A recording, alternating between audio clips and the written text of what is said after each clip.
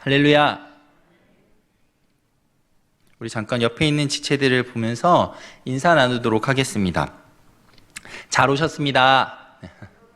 잘 오셨습니다. 네, 잘 오셨습니다. 한 번 더 인사 나눠보도록 하겠습니다. 은혜 받읍시다. 네. 잘 오셨습니다. 은혜의 시간 되길 원합니다. 딸은 아빠를 닮고 아들은 엄마를 닮는다는 말 들어보신 적 있으신가요? 가정에 자녀가 생기면서 이 말이 진짜임을 확인하게 됩니다. 미안하게도 제 딸은 저를 닮았어요. 그래서 저랑 정말 똑같이 생겼는데요. 지금은 살이 조금 쪄서 제 모습이 잘 안 보이는데 이전에 말랐을 때는 정말 저랑 똑같았습니다. 어딜 가도 아빠 딸이구나 이런 말을 많이 들었어요. 제 딸만큼 저도 어머니를 똑 닮았습니다. 저희 어머니를 보시면요, 한 번도 저희 어머니 보신 적 없으시지만 최근종 목사 어머니구나 이렇게 생각하실 정도로 저는 어머니를 아주 많이 닮았습니다. 생김새도 비슷하고 말투도 비슷하고 모습도 비슷하고, 그 다음 제가 저희 어머니한테 정말 닮기 싫었던 한 가지가 이 미간에 있는 주름이거든요. 이 주름까지도 어머니를 닮았어요.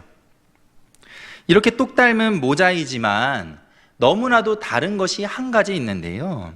그건 바로 키입니다. 저는 저희 어머니의 키를 닮지는 않았어요. 저희 어머니는요, 키가 아주 작습니다. 그래서 제가 집에서 어머니를 이 높은 천장에 있는, 이 찬장에 있는 그릇을 못 꺼내실 때 아들아 이 그릇 좀 꺼내줘 부르시면 점프 좀 뛰어보세요 이렇게 놀리곤 하는데요. 정말 키가 작으세요. 저희 어머니는 그 나이 또래의 분들이, 그 나이대인 분들이 키가 작은 것에 비해 더 키가 작으십니다. 얼마나 작은지 아시겠죠? 어머니 말씀으로는 못 먹어서 그렇다라고 하시는데요. 그만큼 아주 작으세요. 그래서 행여나 아들이 자신의 키를 닮진 않을까 걱정하시면서 제가 어릴 때부터 저에게 편식이 심한 아들에게 키 크려면 골고루 먹어야 돼, 아니면 엄마처럼 작아, 이렇게 겁을 주시곤 했습니다. 키 크는 음식은 가리지 않고 먹이셨어요. 그래서일까요? 걱정과 다르게 전 어릴 적부터 크거나 중간 정도의 키를 유지했습니다. 지금도요, 작은 키는 아니죠. 하지만 아직도 어머니는 어릴 적 편식하던 제 습관을 이야기하시면서 그때 네가 밥을 잘 먹고 반찬을 잘 먹었으면 180까지는 컸을 거야, 이런 얘기를 하곤 합니다. 어릴 적 키 크려면 골고루 먹어야 한다라는 말은 저에게는 너무나도 듣기 싫은 소리였어요. 골고루에 속한 음식이 파나 야채 같은 맛이 없는 음식이기도 했고, 그 말이 진짜 저의 키를 걱정하는 말보다는 먹기 싫은 음식을 하나라도 더 먹이려는 어머니의 속임수로 들렸기 때문에 제가 그 말을 듣고 따르는 걸 별로 즐겨하지 않았던 거예요. 그 말은 한참 시간이 지나 가정을 이루고 자녀를 가진 부모가 돼서야 이해하게 됐습니다. 지금에서야 그 말이 진짜 제 키를 걱정하시고 제가 조금 더 크길 원하는 엄마의 사랑과 마음이 담겨있는 말이었음을 알게 되었습니다. 그래서요, 늦었지만 지금 어머니의 말씀에 순종해서 골고루 먹고 있어요. 그 결과가 이렇습니다. 살이 얼마나 많이 찌는지 모릅니다. 이제는요, 어머니께서 저를 볼 때마다 이제는 몸 관리해야 되니까 그만 좀 먹어, 이런 얘기를 하시곤 합니다. 어머니의 말씀은 자녀를 향한 사랑에서 나오는 진정한 충고였지요. 그 시절 제가 그 진심을 알았더라면 제가 어머니의 말씀에 더 순종했을 것이고 지금 제 키는 더 컸을 것입니다. 하지만 그때 그 시절에는 청개구리처럼 그 말을 듣지 않았어요. 그 안에 있는 진심을 몰랐고 그 진심을 알 만큼 성숙하지 않은 어린아이였기 때문에 제가 그 말의 의미를 몰랐다라는 것이죠. 우리는 하나님의 말씀을 들을 때에도 이처럼 오해하거나 곡해하는 경우가 종종 있습니다. 하나님의 말씀은 명확하게 우리에게 해야 할 바를 알려주고 있거든요. 그 해야 할 바라는 것은 우리로 하여금 하나님 앞에 믿음으로 든든히 서게 하는 능력이 되고 힘이 되는데, 우리는 그 말씀이 꼭 뭔가를 지켜야만 무엇을 얻을 수 있고, 하나님 믿으려면 이것들을 다 지켜야 하는 것처럼 오해하거나 곡해할 때가 있다라는 것이죠. 그 말씀을 지켜야 구원을 얻을 수 있는 것 같고, 반대로 결코 취소되지 않는 구원의 능력을 잘 알기에 그 말씀을 가볍게 여길 때가 많다라는 것입니다. 하지 말라고 하는 그 말씀이 좋은 것 가득한 세상에서 그리스도인의 자유를 빼앗는 것 같아 귀를 막으려고 할 때가 많지요. 하지만 우리는 성숙한 눈으로 말씀을 볼 수 있어야 합니다. 하나님의 모든 말씀은 우리에게 불편과 억압이 아닌 성숙한 영적인 성숙을 가져다 주는 능력이 됨을 우리는 영적인 눈으로 바라볼 수 있어야 한다라는 거예요. 디모데후서 3장 16절과 17절 말씀입니다. 제가 읽어드리겠습니다. 모든 성경은 하나님의 감동으로 된 것으로 교훈과 책망과 바르게 함과 의로 교육하기에 유익하니 이는 하나님의 사람으로 온전하게 하며 모든 선한 일을 행할 능력을 갖추게 하려 함이라. 아멘. 하나님의 말씀은 우리를 온전하게 하는 힘입니다. 구원받은 성도가 거룩하신 하나님과 더 가까이서 함께하기에 온전함을 입게 하기 위한 사랑의 하나님의 진심 어린 조언이지요. 우리를 하나님의 선한 일에 동참하게 하기 위한 유일한 교과서입니다. 그래서 우리는요, 말씀을 가까이 해야 하고 말씀에서 우리에게 주는 권면들에 순종할 수 있어야 하는 거예요. 그렇게 할 때에 삶의 자리마다 하나님과 더 가까이에서 거룩하신 하나님과 동행하는 삶을 살 수 있기에 우리는 그 말씀들에 순종해야 한다라는 거예요. 바울은 골로새 성도들에게 고개를 들어 하나님의 우편에 계신 예수 그리스도를 바라보며 믿음의 삶을 살 것을 권면했습니다. 익숙한 세상의 일들에 답을 찾기 위해 땅만 보기 급급한 성도들에게 진정한 답이 어디 있는지를 이야기해주며 고개를 들어 하늘을 볼 것을 권면했지요. 비로소 주님을 바라보며 세상의 어려움 속에 주님께 답을 구하게 된 성도들을 향해 바울은 좀 더 강한 권면을 합니다. 오늘 본문 3장 5절 말씀인데요, 함께 읽어보도록 하겠습니다. 5절 말씀입니다. 시작. 그러므로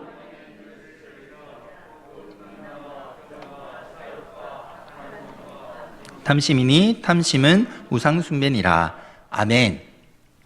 바울은 5가지 금할 것을 말합니다. 그것은 음란, 부정, 사욕, 악한 정욕, 탐심인데요. 먼저 음란은 넓은 의미에서 부도덕한 성적 행위를 말합니다. 당시 사회적으로 너무 보편화되어 있던 매춘과 간통, 근친상간 같은 것이 여기에 해당되었어요. 부정이라는 말은 음란과 함께 사용될 때 역시 부도덕한 성적인 타락을 가리킵니다. 입에 담기조차 부끄러운 음행의 의미를 가지고 있어요. 사욕은 무절제한 성생활의 부끄러운 정욕을 가리키는 말인데요, 이 역시도 성적인 타락을 의미한다라는 거죠. 악한 정욕은 성적인 욕망을 가리키는 말로 금지된 것을 추구하는 잘못된 마음을 의미합니다. 이렇게 음란, 부정, 사욕, 악한 정욕은 모두 성과 관련된 부도덕한 행위를 가리키는 말이에요. 당시 로마 사회는 온갖 부도덕한 성적 행위들이 성행했는데요, 이런 현실에 노출되어 있던 골로새 교회 성도들을 향해서 이것들을 철저하게 금할 것을 바울이 말했던 것이죠. 성은 하나님께서 인간에게 주신 아름다움입니다. 하지만 그 아름다움은 죄로 인해 왜곡되고 변하게 되었습니다. 하나님의 아름다운 축복이 아닌 그저 즐거움과 쾌락의 도구가 된 것이에요. 바울은 인간의 욕심으로 무너진 성을 금하고 있는 것입니다. 이후에 나오는 이 탐심은 지나치게 탐하는 욕심을 의미하는데요. 재물과 권력, 성을 향한 집요하고도 지나친 욕심을 의미하는 말입니다. 지나친 욕심은 자신의 탐욕을 채우기 위해서 무엇이든 하게 하는 악한 힘을 가지고 있어요. 그래서 지나친 탐욕은 속이기를 즐겨하고 불의를 행하는 것을 서슴지 않게 하지요. 그것이 나에게 유익을 가져다 준다면 무엇이든 하게 하는 것이 이 탐욕이다라는 거예요. 디모데전서는 지나친 탐심이 일만악의 뿌리라고 말하기도 하는데요. 디모데전서 6장 10절 말씀입니다. 제가 읽어드리겠습니다. 돈을 사랑함이 일만악의 뿌리가 되나니 이것을 탐내는 자들은 미혹을 받아 믿음에서 떠나 많은 근심으로써 자기를 찔렀도다. 아멘. 그저 돈을 사랑한 것뿐이지만 그 지나친 사랑에는 일만 악이 숨어 있었습니다. 믿음에서 떠나게 할 만큼 큰 미혹이 담겨져 있었지요. 이런 의미에서 바울은 좀 더 강하게 탐심을 우상 숭배까지 비교하며 이야기합니다. 물질은 우리가 이 땅을 살아갈 때 없어서는 안 될 좋은 도구예요. 우리는 그 물질로 밥도 먹고 고기도 먹고 따뜻한 집에서 평안을 누리지요. 여기 계신 분들이요, 다 이 풍성한, 풍요로운 물질 가운데에 물질을 얻을 수 있길 원합니다. 하나님도 그 물질을 믿음의 사람들에게 나눠주셨어요. 받아 누리게 하셨지요. 하지만 그 도구는 그저 도구일 뿐이에요. 우리가 이 땅을 살아갈 때에 하나님의 은혜를 더 깊게 바라보고 그 은혜를 이 땅에서 누리며 나누기 위한 도구일 뿐이다라는 거죠. 우리는 그 도구를 하나님의 자리에 올려놓는 잘못을 주의해야 합니다. 돈이면 다 할 수 있고 권력이면 무엇이든 할 수 있다고 말하는 세상 속에서 그 본연의 자리가 하나님의 것임을 인정하고 철저히 하나님 중심의 삶을 살아야 한다라는 거죠. 세상은요, 지금도 이 세상이 돌아가는 원리를 돈으로, 권력으로, 명예로, 힘으로 이야기하지만 우리는 이 세상이 하나님께서 섭리하시기 때문에 돌아가고 있음을 알아요. 그렇기 때문에 세상을 살면서 우리도 너무나도 세상의 가치에 익숙해져서 마치 우리의 삶이 돈으로 되는 것처럼, 권력으로 되는 것처럼, 명예로 되는 것처럼 생각하는 이 오류에서 하나님의 자리를 온전히 찾아줄 수 있어야 한다라는 거죠. 우리의 중심에 하나님이 계십니다. 그리고 하나님께서 우리의 삶을 인도하고 계세요. 그렇기 때문에 우리가 오늘도 평안을 누리며 삶을 살고 이렇게 함께 모여 예배할 수 있는 것이죠. 우리가 사는 세상은 이미 무분별한 성적 추구와 탐욕이 보편화되어 있습니다. 경악할 만한 성적인 문제들이 뉴스를 통해 사회 문제가 되고 하나님의 질서를 거스르는 동성애가 인권을 앞세워 인정받으려고 하지요. 당연히 그것을 인정하는 것이 더 큰 이해심을 가진 것처럼 이해하는 시대를 우리는 살고 있습니다. 사람들은 그저 돈이라면 무엇이든 하고 돈과 관련된 충격적인 뉴스들을 하도 들어서 이제는 그런 뉴스를 들어도 사건, 사고를 들어도 놀라지 않는 시대가 되었어요. 교회 안에서는 어떤가요? 교회 안에도 성과 돈과 권력과 관련된 문제들이 터지는 정말 어지러운 세상을 살고 있지 않습니까? 한 가지 부끄러운 것은, 우리가 부끄러워해야 할 것은 우리 자녀들의 결혼 문제에 있어서 요즘에 교회 안에서도요, 아무렇지 않게 자녀를 혼수로 가져오는 얘기를요, 웃으면서 한다는 거예요. 물론 자녀가요, 하나님이 주시는 축복임에 분명합니다.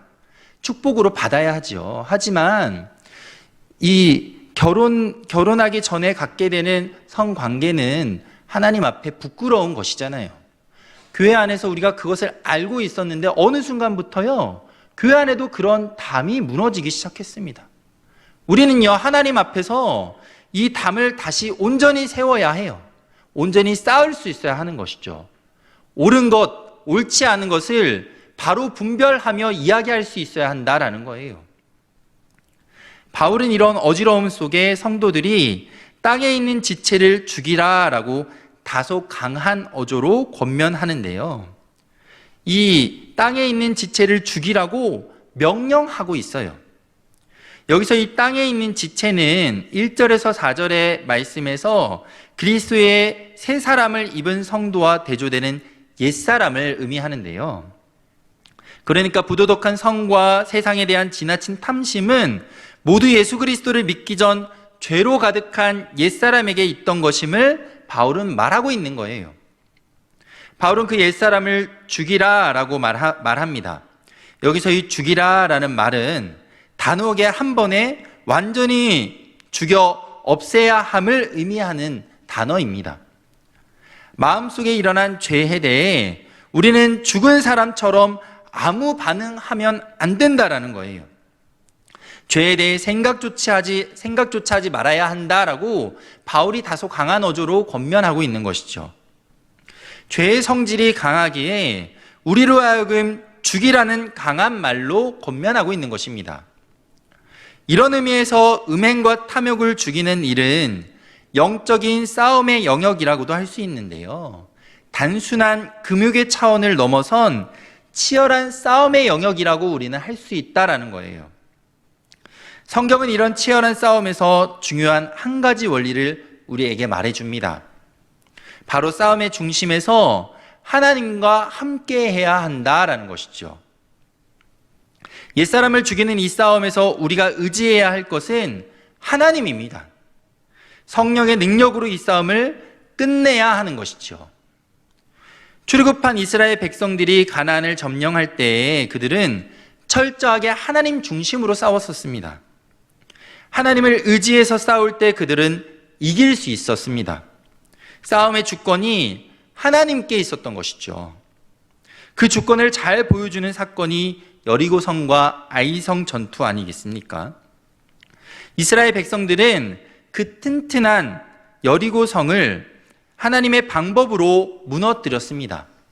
그렇게 약속의 땅에 영광스럽게 입성하게 되지요. 첫 발을 내디뎌요. 이 모든 것은 하나님께서 하신 일이었고 모든 공은 하나님께 있었어요. 하지만 이 사실을 망각한 이스라엘 백성들은 아이성의 전투에서는 자신의 생각을 앞세우고 의지해서 싸웁니다. 그 결과는 비참한 패배였지요. 물론 여리고성의 전투에서 아간의 범죄로 말미암아 생겨난 결과이긴 하지만 철저하게 자신들의 계산을 의지한 결과이기도 했다라는 거예요. 하나님을 의지해서 아간의 문제를 해결하고 나서야 이스라엘은 아이성을 점령할 수 있었습니다. 이후의 전투에서도 이스라엘이 승리할 수 있었던 이유는 하나님께서 함께 하셨기 때문이에요. 우리에게 주신 성령을 힘입어 우리는 이 모든 어려움을 가능케 할 수 있음을 기억해야 합니다. 이 치열한 싸움에서 우리가 이길 수 있는 비밀은 우리와 함께 하시는 성령께 있음을 우리는 기억해야 한다라는 거예요. 이 우리 안에 있는 옛사람을 죽이는 이 치열한 싸움에서 우리가 이길 수 있는 힘과 능력은 성령께 있다라는 것이죠. 5절 시작에 등장하는 그러므로는 우리가 옛사람을 죽이는 이 어려운 과제를 완수할 수 있는 근거가 1절에서 4절까지의 말씀을 통해서 말하고 있는 그리스도를 통한 새 생명 받은 데 있음을 우리는 깨달아야 합니다. 우리는 이 전쟁에서 이길 수 있는데요. 이 옛사람을 죽일 수 있는데요. 그 힘의 능력이 예수 그리스도를 새 사람으로 받은 데 있다라는 거예요. 우리에게 생명 되신 예수 그리스도를 통해 믿음의 힘 되시는 성령으로 말미암아 이 일이 가능케 되도록 하나님께서 우리에게 일하신다라는 거예요. 우리에게 주어진 치열한 영적 싸움에서 우리가 옛사람을 죽이고 승리할 수 있는 유일한 소망은 이 능력의 하나님 편에 서는 것임을 우리는 기억해야 합니다. 우리에게 주신 예수 그리스도의 은혜를 힘입어 내 안에 내주하시는 성령을 의지함으로 우리는 이 치열한 영적 싸움에서 승리할 수 있다라는 거예요. 너무나도 강력한 음행과 탐욕의 우상으로부터 자유할 수 있는, 나를 지키고 그것들을 죽일 수 있는 힘이 하나님께 있음을 고백하며 하나님을 의지하여서 이 싸움을 이겨야 한다라는 것이죠. 말씀의 교훈과 찔림에서 돌이키지만 똑같은 부끄러움으로 쓰러지고 넘어지는 분이 계시지는 않나요? 내 힘이 아닌 성령을 힘입어 싸울 수 있기를 원합니다. 우리의 의지는 약하나 우리 안에서 역사하시는 성령은 강하다라는 사실을 기억하며 성령의 능력을 힘입어 나아갈 수 있기를 원합니다. 성령의 지혜와 능력을 간구하며 기도할 수 있기를 원합니다. 내 안에 힘 되시는 성령을 의지하여 강하고 담대하게 옛사람을 죽일 수 있기를 원합니다. 바울은 우리가 죽어야 할 옛사람의 나쁜 습성이 하나님의 진노를 불러온다라고 이야기하는데요. 본문 6절 말씀입니다. 함께 읽어보도록 하겠습니다. 시작. 이것들로 말미암아 하나님의 진노가 임하느니라. 아멘. 여기서의 하나님의 진노라는 것은 하나님의 때 예수 그리스도의 재림과 함께 임할 진노를 의미하는데요. 불순종한 이들에게 임할 마땅한 형벌을 의미한다라는 거예요. 바울은 에베소서 2장에서 그들을 본질상 진노의 자식들이다라고 표현한 바 있는데요. 불신자들에게 기다리는 진노가 그들의 정체성임을 바울이 말한 것입니다. 아무리 도덕적인 우월을 추구하고 윤리적인 뛰어남이 있다 하더라도 그들은 본질상 진노의 자식들이기에 그 도덕적 뛰어남과 윤리적 우월함이 그들로 하여금 진노에서 자유케 할 수 없다라는 것이죠. 그 정체성이 결코 변하지 않는다라는 거예요. 그 모든 것은 오직 예수 그리스도만이 할 수 있는 것입니다. 진노의 자식인 그 정체성을 변화시킬 수 있는 힘과 능력이 예수 그리스도께 있다라는 것이죠. 어떤 노력도 그 본질을 바꿔놓을 수는 없습니다. 오직 예수 그리스도의 보혈의 능력만이 그 인생의 본질을 바꿔 가치를 바꾸는 힘을 가진 능력이 된다라는 거예요. 우리는 믿음으로 말미암아 본질이 진노에서 하나님의 자녀로 바뀐 가치의 변화를 경험한 사람들입니다. 우리의 삶에 그에 합당한 거룩이 꽃피울 수 있길 원해요. 우리는요, 본질상 진노의 자식이 아니라 본질상 진노의 자식이었지만 예수 그리스도의 복음의 능력을 힘입어 하나님의 자녀가 된 아주 존귀한 자들이다라는 사실을 기억하며 삶의 자리마다 옛사람을 죽이고 승리하며 나아갈 수 있기를 원해요. 바울은 예수 그리스도의 사랑을 누구보다 잘 아는 사도였습니다. 그 자신이 복음을 핍박하던 핍박자였기 때문에 누구보다 그 사랑을 깊게 경험했던 사람이죠. 그렇기에 그는 간절하게 권면합니다. 예수 그리스도의 사랑의 능력으로 새 생명이 있게 된 그리스도인이 철저하게 옛사람을 죽이는 데 관심과 열심을 가질 것을 권면한다라는 거예요. 우리의 생활이 주 안에서 깨끗하기에 말씀 속 음행과 탐심이 남의 얘기처럼 느껴질 수 있지만 바울의 신앙과 비교할 때 쉽게 듣고 흘리기에는 너무나도 중요한 문제임을 우리는 인정해야 합니다. 바울은 진심으로 골로새 교회와 오늘 이 말씀을 듣고 있는 김포제일교회를 사랑으로 권면하고 있는 거예요. 그리고 그 권면은 단순히 음행과 탐심을 멀리함이 아닌 우리 안에 내주하시는 성령을 향해 우리를 이끌고 가는 데에 있습니다. 힘과 능력 되시는 성령에 민감하게 육체의 문제들을 그분께 내어 맡길 것을 바울은 지금 권면하고 있는 것이다라는 거죠. 사랑하는 김포제일교회 성도 여러분, 바울의 권면에 귀 기울일 수 있기를 원합니다. 그 성숙이 우리 안에 있기를 원해요. 그 안에 진심을 바라볼 수 있는 영적인 성숙이 우리 안에 있기를 원합니다. 아무도 모르게, 그리고 너무나도 자주 음행과 탐심에 우리의 눈과 귀, 마음을 빼앗기고 있지는 않습니까? 상대와 비교하며 나의 부족을 하나님을 향한 원망으로 바꿔 내 안에 탐심을 키우고 있지는 않나요? 생각을 음란에 내어주고 행동으로 잘못하지 않았다는 안심에 젖어 있지는 않습니까? 주님께서는 말씀하시지요. 음욕을 품고 여자를 보는 자마다 마음에 이미 간음하였다라고 주님께서 말씀하신다라는 거예요.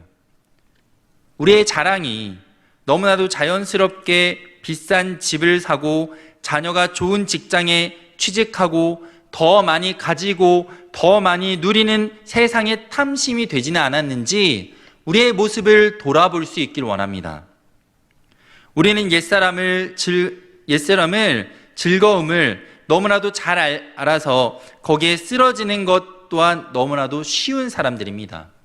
옛사람의 즐거움을 너무나도 잘 알기에 우리는 말씀을 들으면 깨닫지만 깨닫고 돌이키지 못하고 같은 문제들 가운데 쓰러질 때가 너무나도 많다라는 거예요.